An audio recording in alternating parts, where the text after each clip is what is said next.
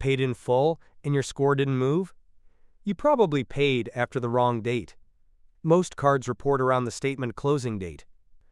So timing, not effort, is the issue. Quick context. Credit scores react to what your lender reports, usually right after the statement closes. If a high balance is captured on that date, your utilization spikes, even if you pay it off a few days later.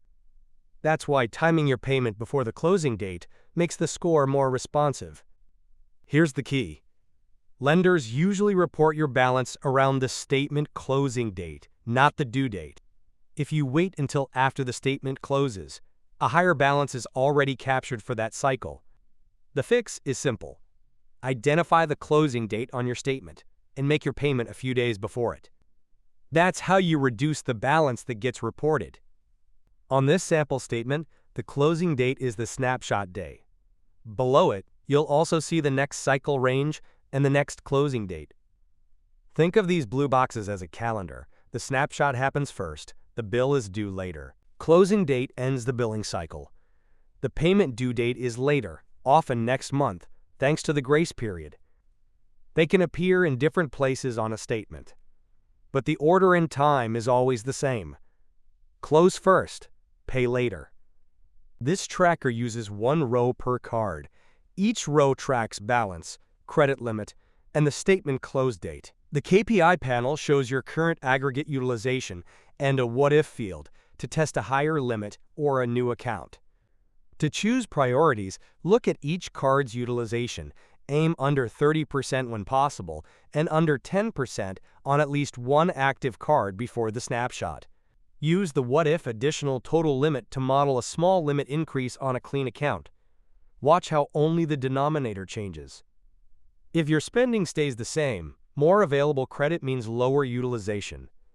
It's optional, but it helps you plan realistic outcomes before the next report. Per card utilization, keep it under 30% when possible. Under 10% is even better. Start with the cards above 30%. Let's model the real outcome. If I pay $600 on everyday cash before the closing date, the balance drops from $800 to $200. Watch the aggregate utilization update on the right. That's the number lenders will see after this statement closes. Now we're in the payment planner. Think of this as a checklist. You add one card per row, and the sheet tells you exactly what to pay and when, so the right balance shows up on your next statement. Here's how the columns work.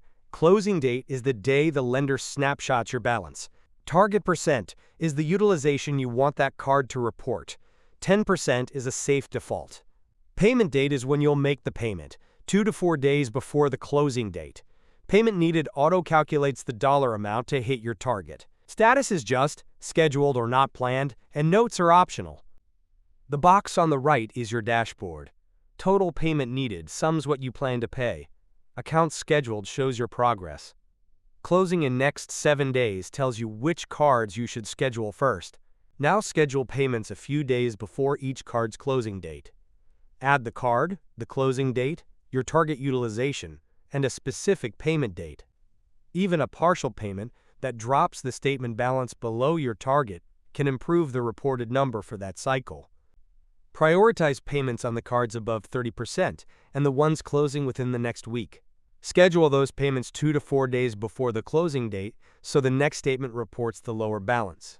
Here's where we decide where to put our credit card payments. First up, everyday cash. It has a balance of $800 with a $2,000 limit, equaling a 40% utilization rate. We want it to report near 10%, so we would need to reduce the balance to $200. So that's about $600 to pay before the August 30th close.